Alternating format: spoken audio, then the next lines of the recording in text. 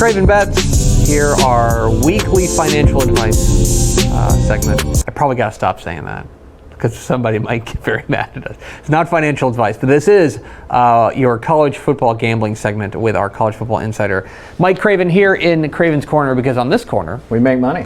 And we've been making money. I was about to say, it is financial advice. You get more return on this than stocks right now. 100%. Stonks. Yeah. This is you can.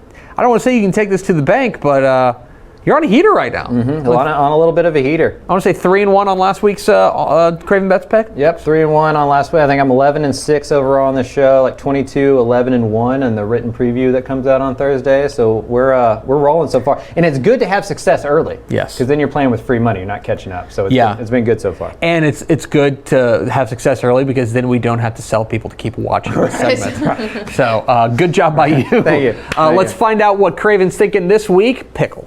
Let's go to a Big 12 battle here as TCU taking on Oklahoma. Craven Bets is taking the over on 67.5. Pointsy. Yeah, Oklahoma has something to prove this week, coming off that Kansas State loss. I was at the TCU-SMU game, and that TCU's offense is really good. Max Duggan playing excellent. They have some wide receivers. The running game's going.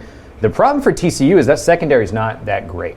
So I think Dylan Gabriel in Oklahoma, score 30, 35 points. I think TCU scores 30, 35 points. We get up to about a 70 total here between these two teams. Yeah, the thing on the TCU offense that really impresses me, I mentioned this on TFT earlier this week, is that they're running the ball effectively enough that they're no longer asking Max Duggan to do everything, to just, go win us the game. And now it's like Duggan can throw the ball 26 times a game and be really effective in that regard. And so, yeah, the balance there is impressive. And that Garrett Riley offense functions on easy completions for the quarterback. It's a quarterback-friendly offense, just like Lincoln Riley's offense is, right? And so Max Duggan's going to get good, easy throws. He's probably playing his best football of his career. I do think this one's pointsy. All right. What's next, Pickle? Up next, we go over to the SEC, Mississippi State and Texas A&M duking it out. You're taking Mississippi State -3. Yeah, they can't keep doing this. First trip, yeah, they can't keep getting away with it. The first trip out of the state for them, too. Yeah, Mississippi State's going to score points. Like Mike Leach, offense is always going to score points. They got a good wide receiver, actually a pretty good running game, a decent defense at Mississippi State, something we don't think about with the Mike Leach team.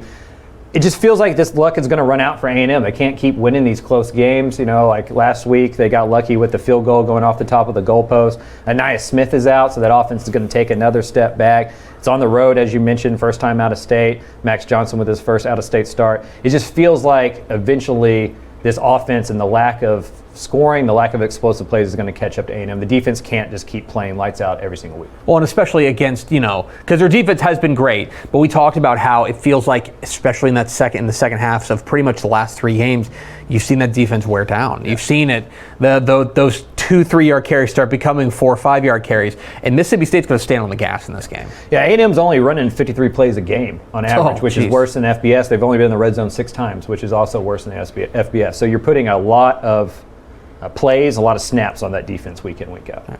What's next, Pickle? Up next, back to the Big 12 we go. The Texas Tech Red Raiders taking on Kansas State. You are going the under here at 57.5. Texas Tech under. What a time. What a time. What I'm about to say is going to shock people. Yeah. These are mirror image teams. Ooh. Texas Tech is more like Kansas State than the Mike Leach Texas Tech right now. Donovan Smith is going to run the ball a lot. Thompson, Brooks, those guys are going to run the football a lot. We all know Kansas State plays really good defense. The Texas Tech defense has been outstanding. Yeah, they've been really, really good. And so I think this is going to be a close game. I think it's going to be a low-scoring game, something like 28-24 or something in that. Okay. This might be the first time in Dave Campbell's history that anybody sat here and said, take the under on Texas Tech. That's why I made sure to go through the graphics again, because I wanted to make sure that I read that right when you sent it. Yeah. If this was Iowa State, Kansas State, and Iowa State was Texas Tech, right? This would be like a 51-point over-under. But Tech has that reputation, and so it gets a few extra points. This isn't that Texas Tech team.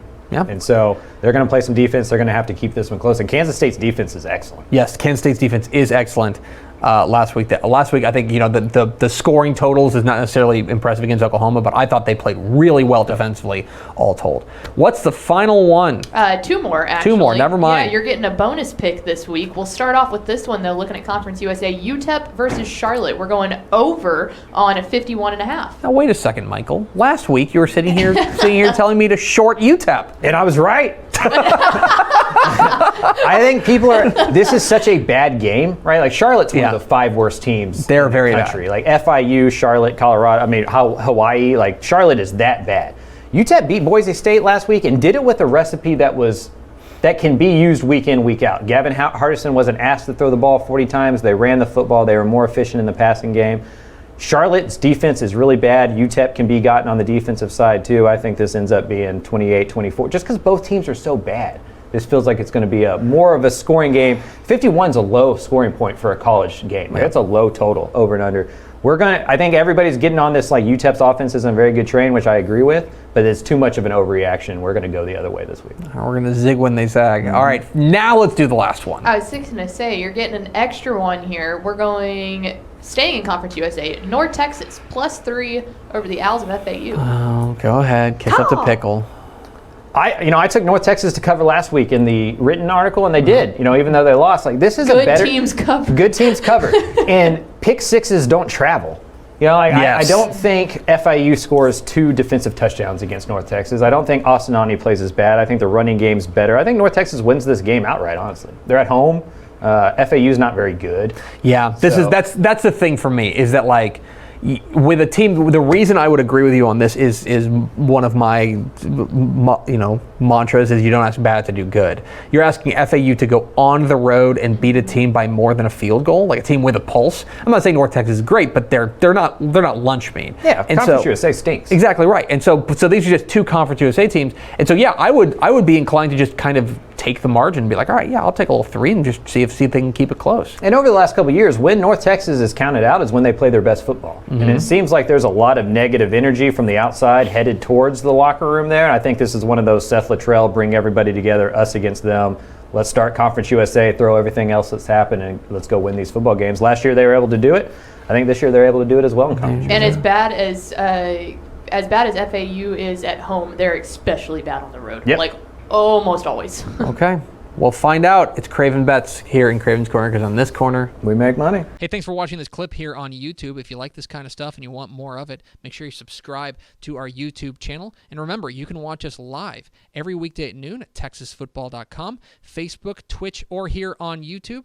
And if you want more of the best coverage of football in the state of Texas, check out TexasFootball.com and become a Dave Campbell's Texas Football Insider at TexasFootball.com/subscribe.